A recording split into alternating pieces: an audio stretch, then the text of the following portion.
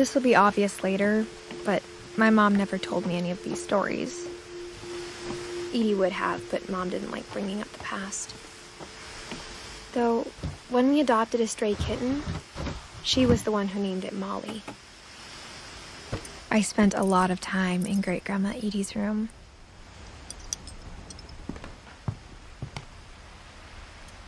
Louis died a week before we left, but Edie had already started to memorialize him.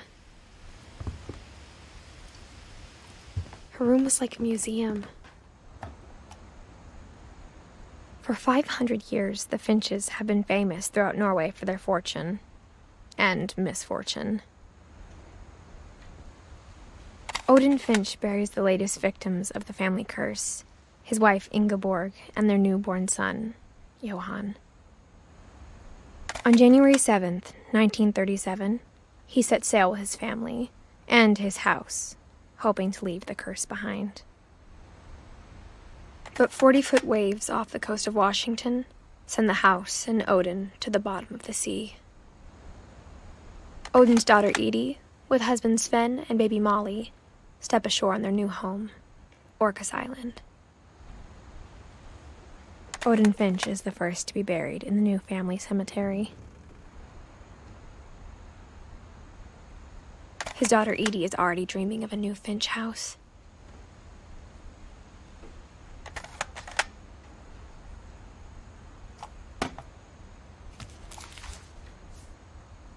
Whatever's wrong with this family, it goes back a long ways.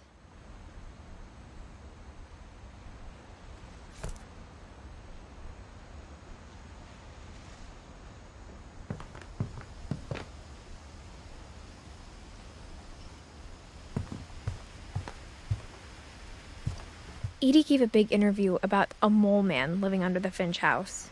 My mom was furious. I hadn't thought of myself as Edith Jr. for a long, long time.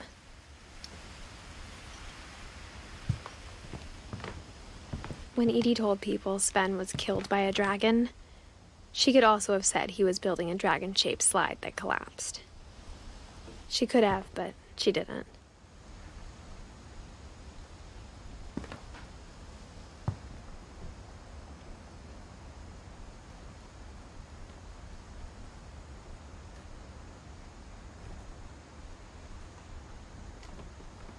Even in her 90s, sometimes Edie seemed a lot younger than my mother.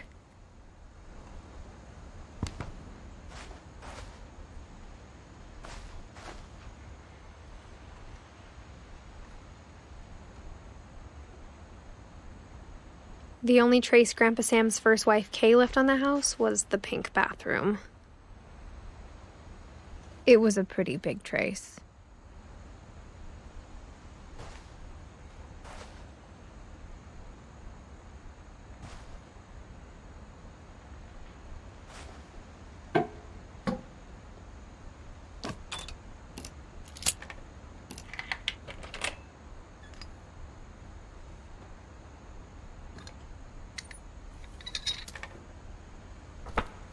There's a secret in this bathroom. It's in the last place you would look. It isn't in the cupboard. It's hidden in this book.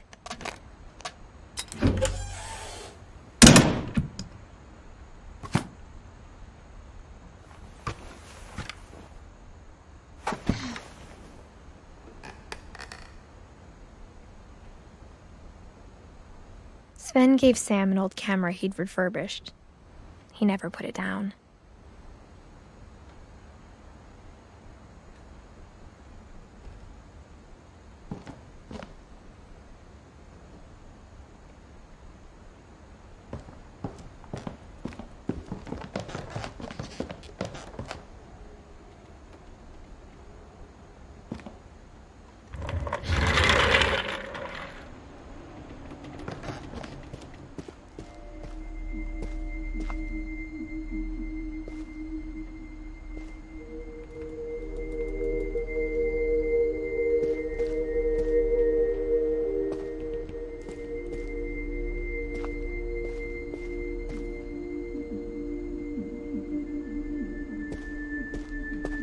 I knew Grandpa Sam had a twin,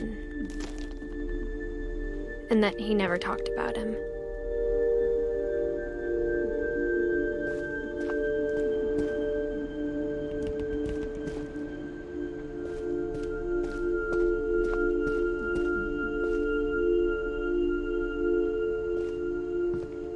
I guess my grandpa didn't like history any more than my mom did.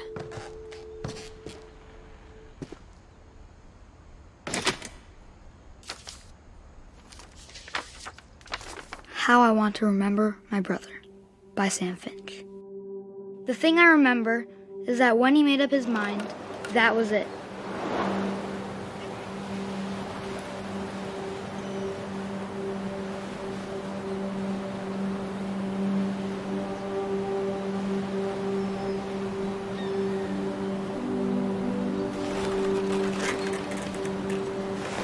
My brother said he'd die before he ate another mushroom.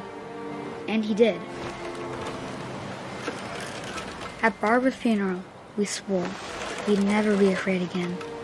And he wasn't. I think Calvin always wanted to fly.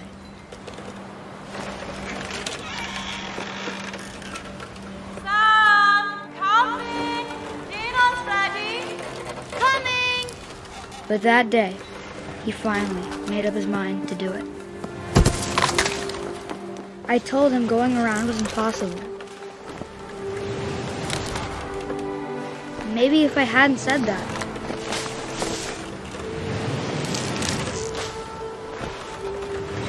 Alvin, I'm not gonna tell you again. Maybe if the wind hadn't picked up. Then maybe he'd still be here. But I doubt it. I think he'd already made up his mind. That's what I want to remember about my brother.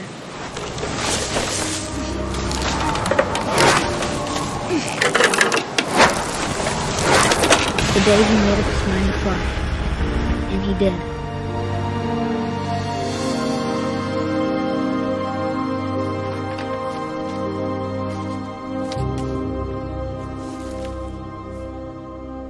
Calvin's story felt strangely familiar. When I was younger, I remember trying to do the exact same thing.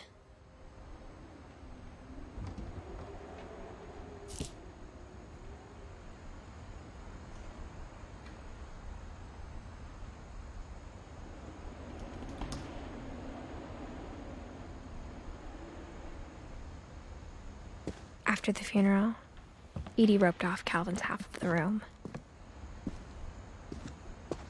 Mom said Grandpa Sam enlisted at 18 and never set foot in the room again.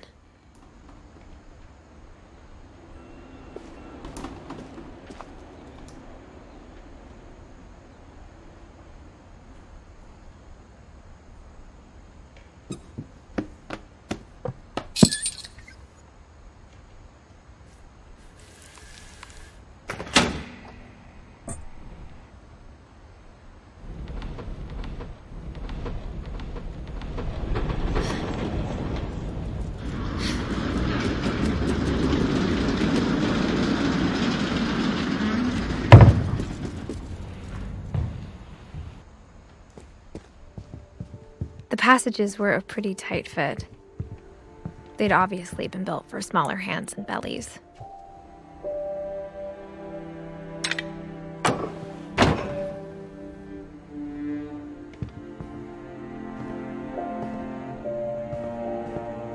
Whenever people ask me about my family, the first thing they always want to know about is Barbara.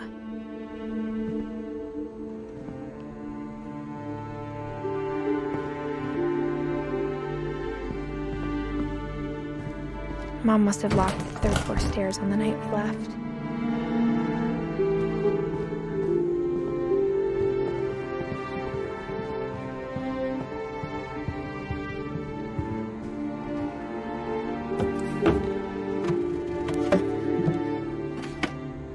Growing up, I always thought of Barbara as a child star.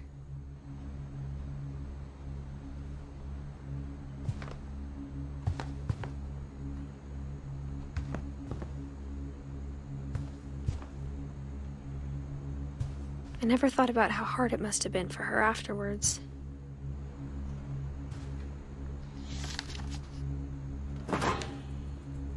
Of all the stories people wrote about Barbara's death, I'm surprised Edie saved this one.